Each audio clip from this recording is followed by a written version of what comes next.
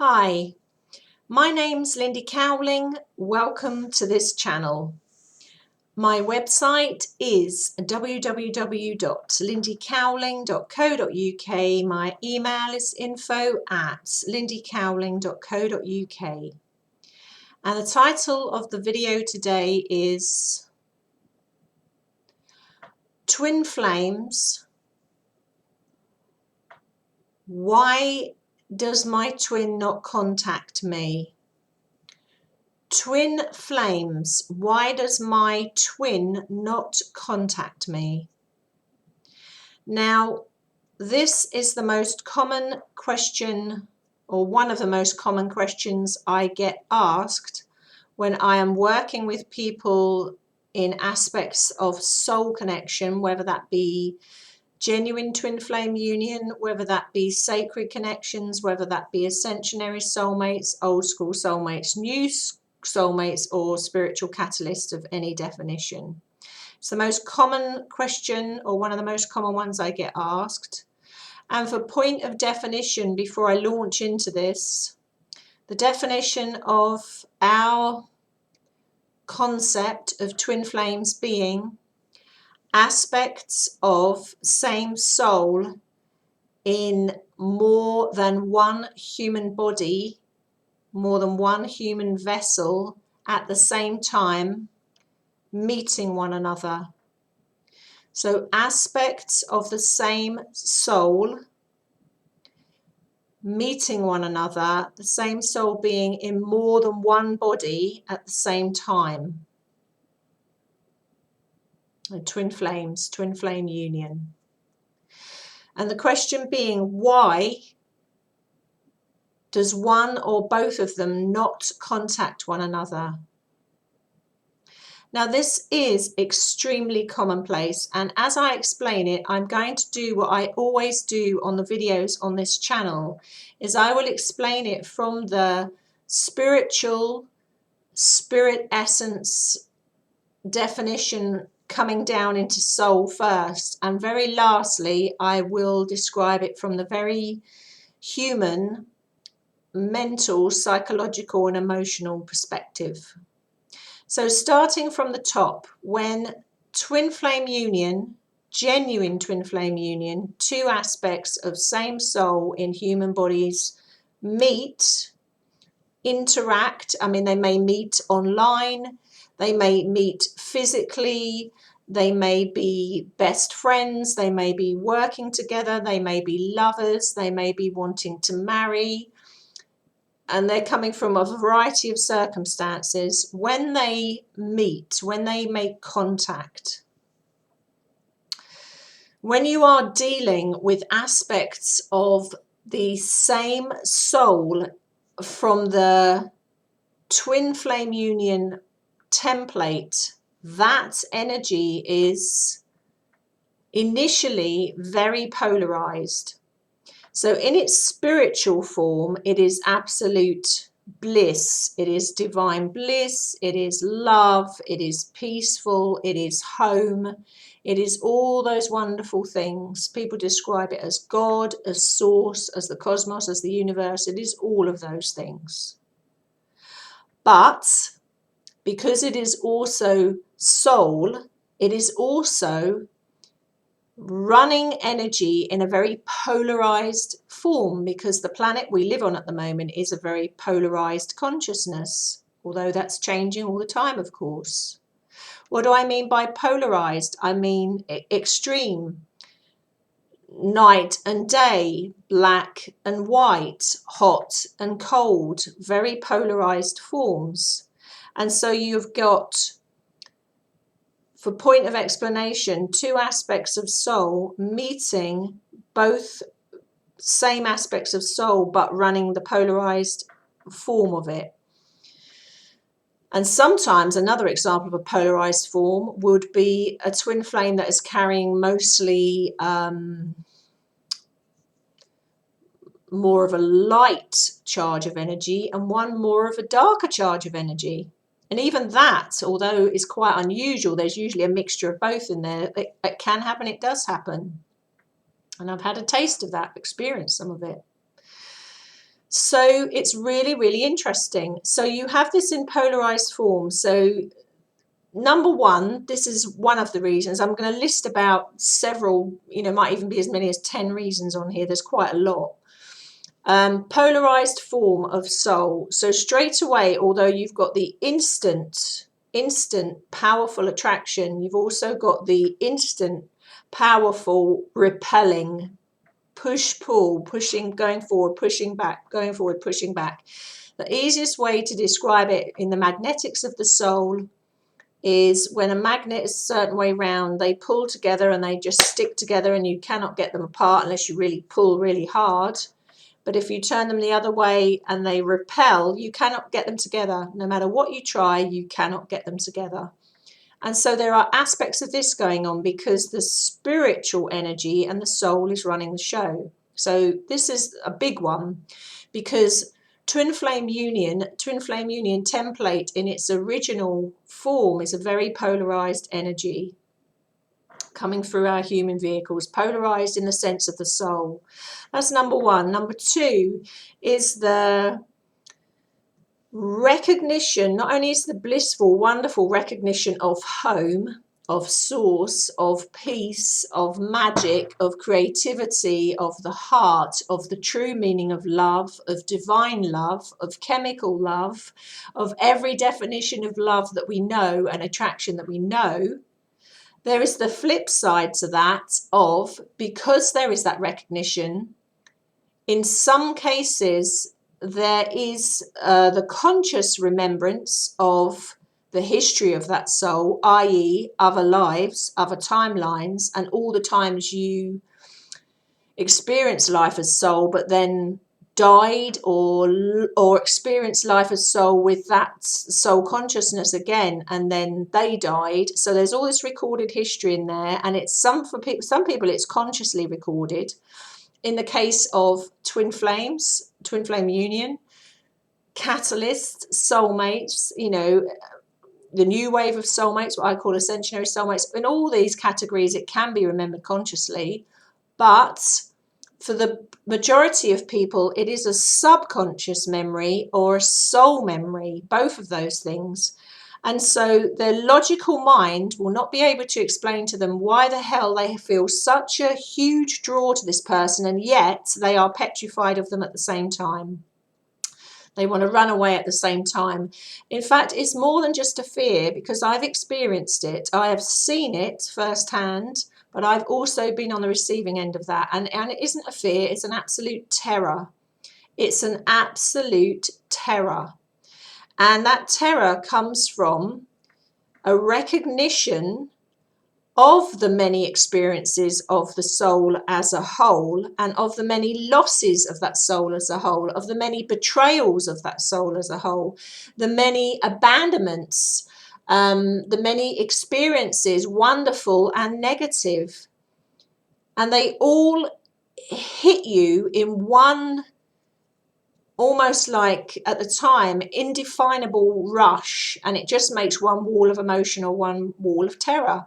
And one or both of them, the twins, because I'm using twin flames as an example, but this happens to far lesser degrees, far lesser severity, but it does happen in catalysts and soulmates as well, but not so polarized, not so extreme.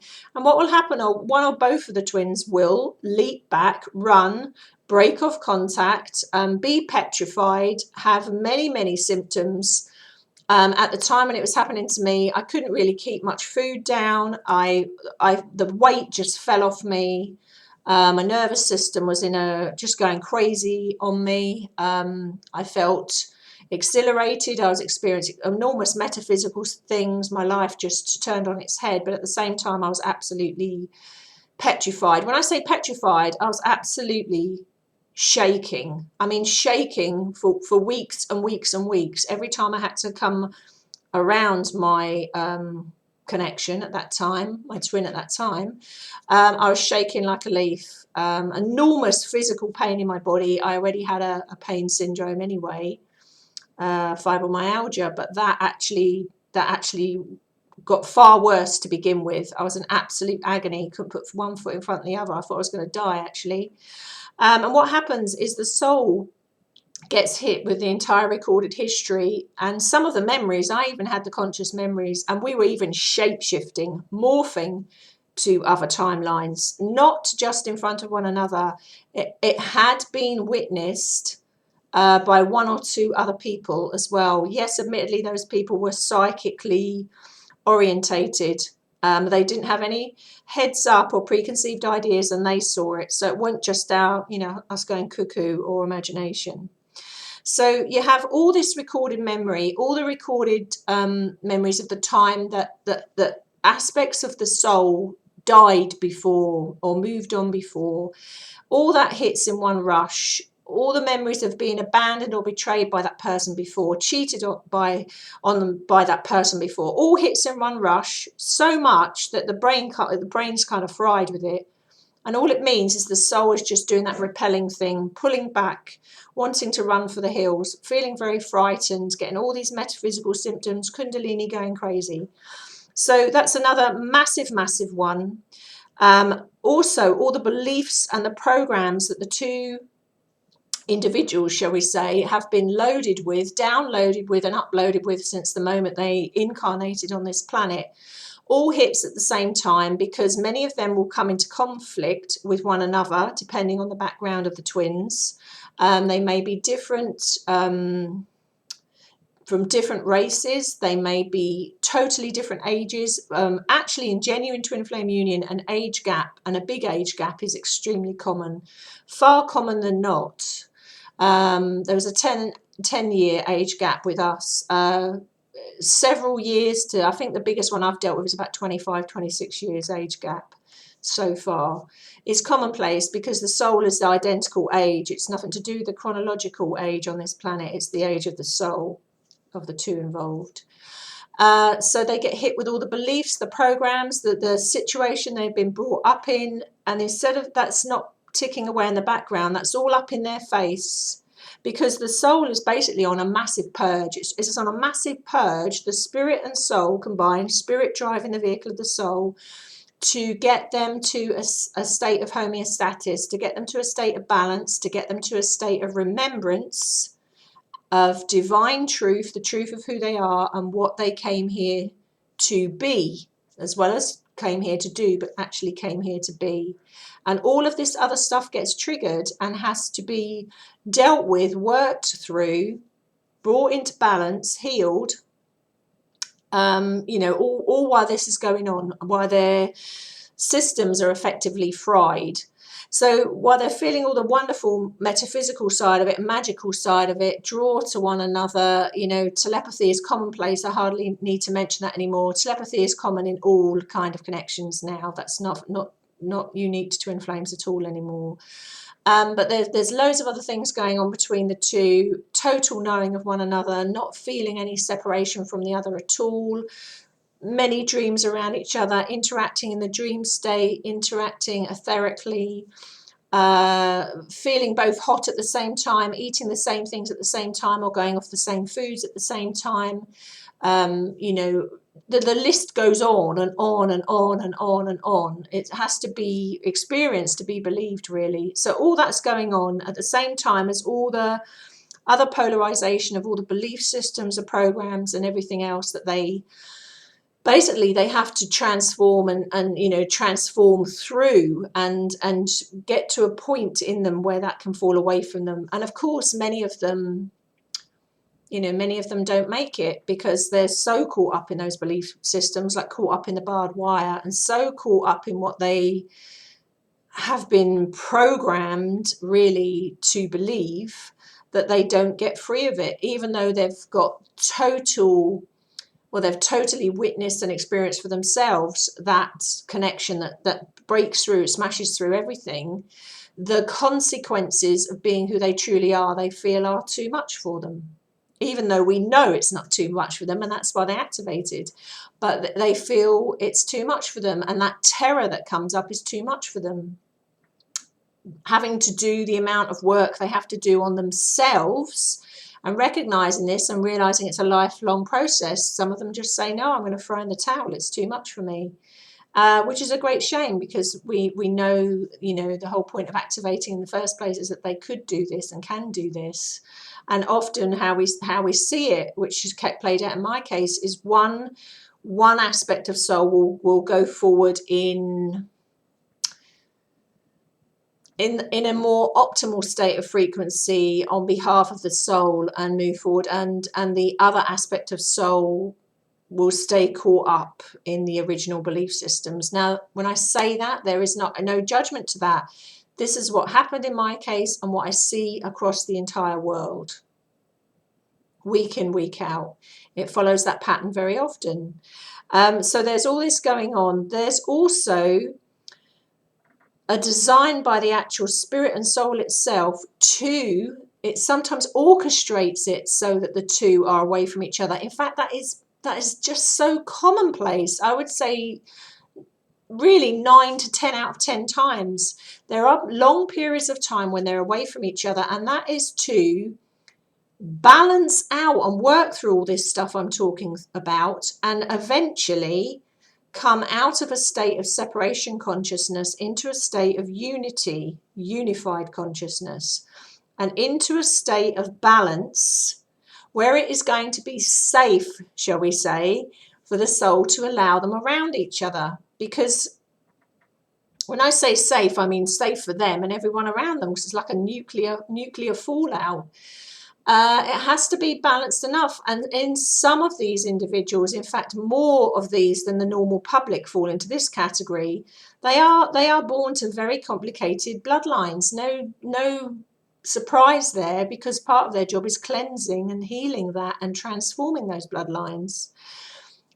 Many of these connections have a lot of issues in the family and a lot of issues in one or both of them, which also has to be transformed. So if your connection happens to be a sociopath, a psychopath, or a narcissist, for example, full blown, coming from a bloodline of that, all this comes into play massively, because they're already a polarized connection. So if you add those into the criteria, into the mix as well, it is a wonder that any of them get around each other, get around each other in a semi-permanent form, i.e. working together, best friends, lovers, marriages under the same roof. Can it happen? Yes. Does it happen? Yes. Is it very common? No, it's extremely rare. In this form, it is extremely rare. It is not rare to have soulmates around each other, the old school soulmates, and they have a bit of a tug of war, because it's a more, let's use the word karmic playoff there. There's more baggage. It's for a different reason. Ascensionary soulmates, the new wave of connection now. New waves of spiritual connection that imprinted on the original twin flame union template have a far more harmonious signature to them, because they're not so polarized from the beginning. They are aspects of consciousness taking on some of those qualities, really. They're not here for the same reason, so they have it a lot easier. But the reason it's many of the reasons that I'm listing here is why original, let's call it old school, traditional twin flame union are not together in that way, is because they aren't harmonized, and it takes them a period of time to become balanced, actually, really over a course of years. And they don't just become balanced and stay balanced, they have to keep adjusting until it gets to a place where they're like that, it's okay then. So there's this push-pull dynamic going on until it reaches that stage. All of these things are going on, and then you come to the actual very, human personality characteristics of the two involved, and their ego, their mind kicks in very, very strongly when the mind perceives a violation or a threat, and the mind will perceive a violation of a threat. If you meet someone that can step through every defense mechanism you've got, every guard you've got up, every boundary you've got up, And we're just like that, they can step through it. Just by looking at you, just by speaking to you, just by texting you, just by emailing you, just by saying one word or no words, that they can step right the way through that, like this process of osmosis, like the same liquid in the same test tube, and just go right the way through that. And of course, everything in your energy field is triggered. Sometimes it goes into like a horror movie, this terror that hits you, especially if you're dealing with a personality that is a genuine psychopath, narcissist, or sociopath in the mix as well. Every red flag is going to be going like crazy there, and you are going to instinctively want to get right away from that, which is quite understandable. You've got all this going on. You've got their personality characteristics. You can feel that there is nowhere to hide, nowhere to run, and the strength of the personality of the two. You know, it can be very, very challenging. And you know, don't forget the pain body is triggered at the same time. Everything is trying to come into a state of balance and homeostasis, and clearing this stuff through them, both on their behalf and the families. But there are many faults in the system, if you like, and there are many blocks in the system just through sheer human experience. You know, there are many kind of snags in the hose pipe, and so they hit something in the pain body there and then grind to a halt, or hit something in the pipe personality, grind to a halt, hit something in the recorded memory of the soul, whether it's on a cellular level, whether it's on a mental level, emotional level, soul level, spiritual level, where there is a recorded history and it's not been resolved, or there's memory of it, that memory of it's getting in the way, it's having an effect in the soul now, boom, that's another one. And so all these things, when you add them all up, you can see why it's extraordinary high rates of genuine twin flames that initially come into an amazing, fantastic contact, then break contact, or they may come into contact again, then break contact. They come in again and then break contact. Also, nothing because the soul sometimes designs it that way so they can come into a balanced, unified state over the period of time it takes them, usually months or years, it takes them to do that before it is, I'm going to use the word safe for both of them and everyone around them, to have that in a harmonized version. For some it is quicker than others, but I've never known anyone to do that under a period of years, not genuine twin flames. They may have activated, then been on the fringes of one another's life, or even out of their lives for years before they come back around each other.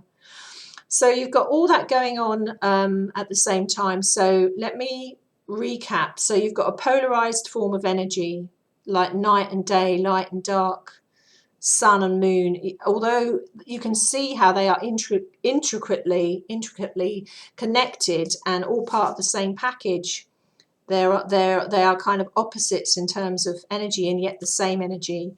You've got the magnets of the soul pulling together and repelling. You've got the belief systems, the programs, the personality characteristics, the bloodlines they were born in, all of that, the religions, the age gaps on top of all of that coming up in their face, all the recorded history of the soul, what we call past lives, but what we know are now other timelines, all coming up into the memory, either conscious memory or subconscious memory, or somewhere in there, which unleashes a kind of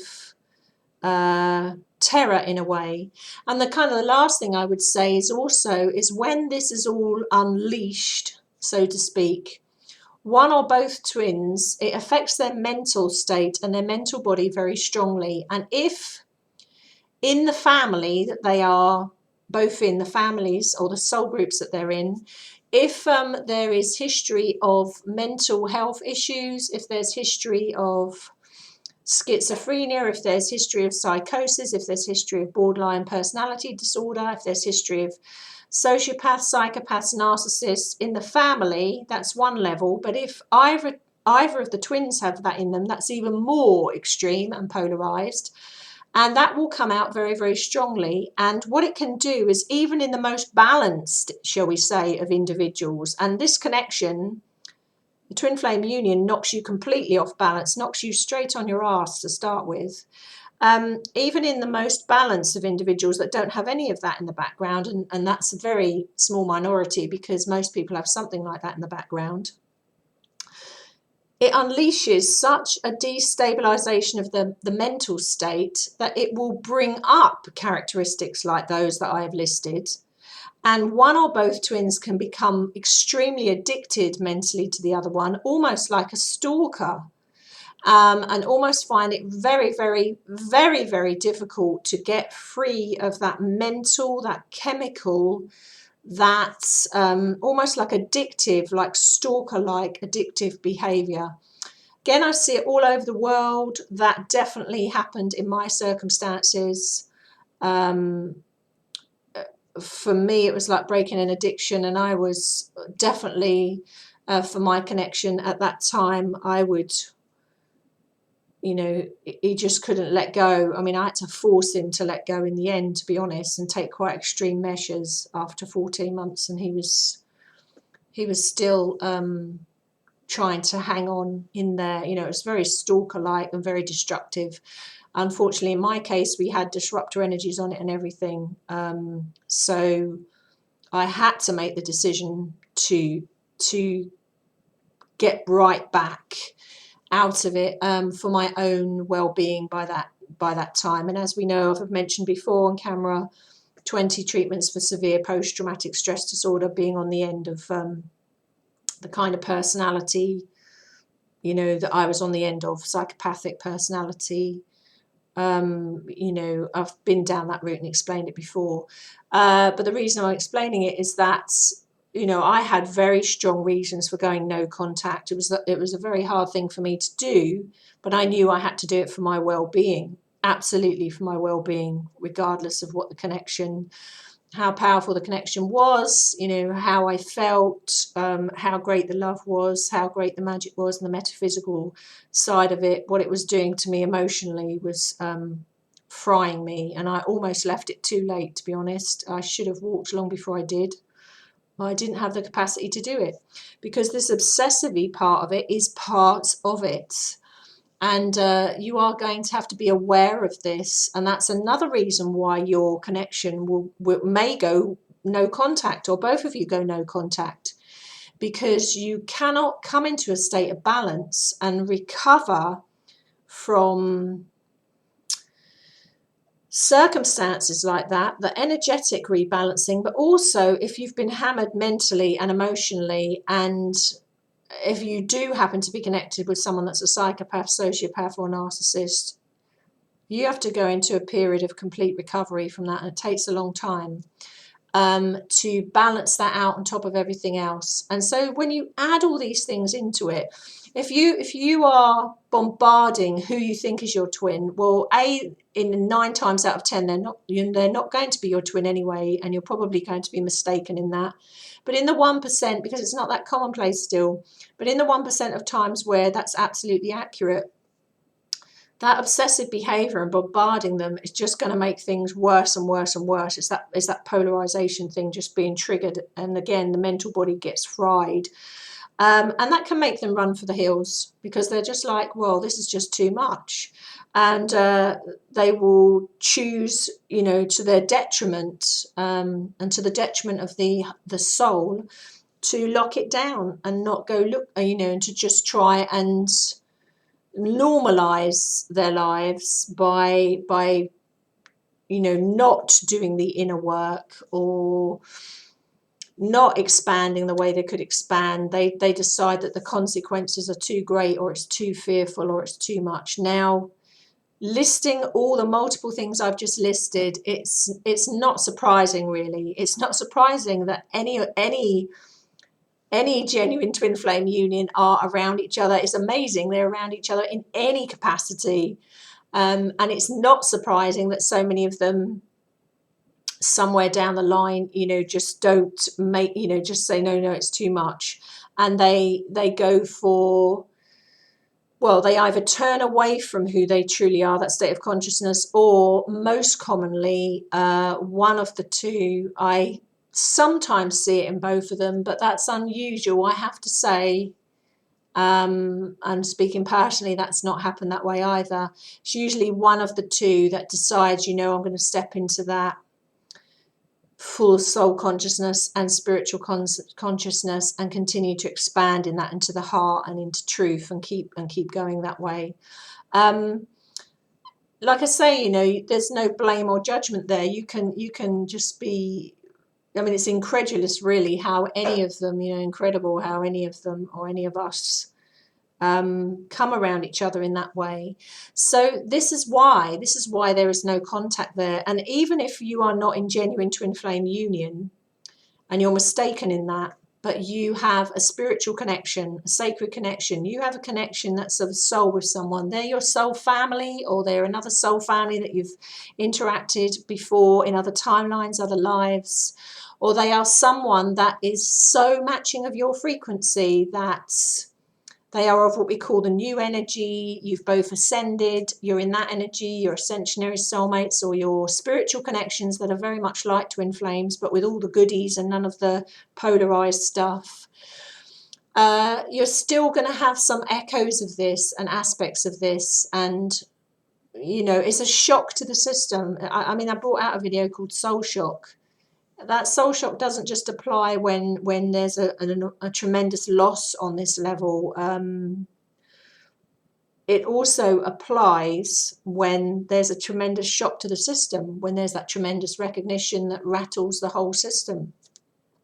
Doesn't rattle it temporarily. It's like setting off a loving nuclear explosion. It you know, it ripples out, and then that's has to be assimilated and readjusted by the whole system of the two involved. You know, that takes a period of time to do that. It's only us as humans that we get very frustrated about how much time that takes. And as I've said many times before on camera, especially over the last year, once that state of consciousness has been activated within you, it is the twins' then personal decision on whether they decide to expand in that and then experience unified state within themselves and unified, harmonious state, relationships, partnerships with others, or if they decide to lock that down, or if they get themselves backed into a corner where they say to themselves, if it's not with this one, i.e. the original twin flame, then it's with no one. That's a personal decision. I see people do that all over the world. I've seen them do that, and I see they're still on their own 20 years later. It's a personal decision. Some people try to move forward and then find that they can't, and they can't date so-called ordinary people because it's like going backwards in their evolution. Well, you don't have to go backwards in your evolution.